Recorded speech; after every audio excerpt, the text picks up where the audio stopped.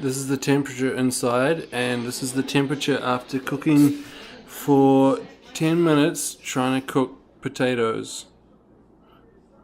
This is the temperature. I'm measuring the temperature of the outside of the microwave after cooking potatoes for 10 minutes.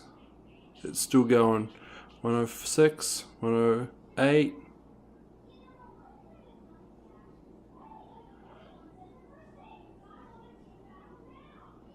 We're at 120 degrees Fahrenheit, and it's starting to slow down.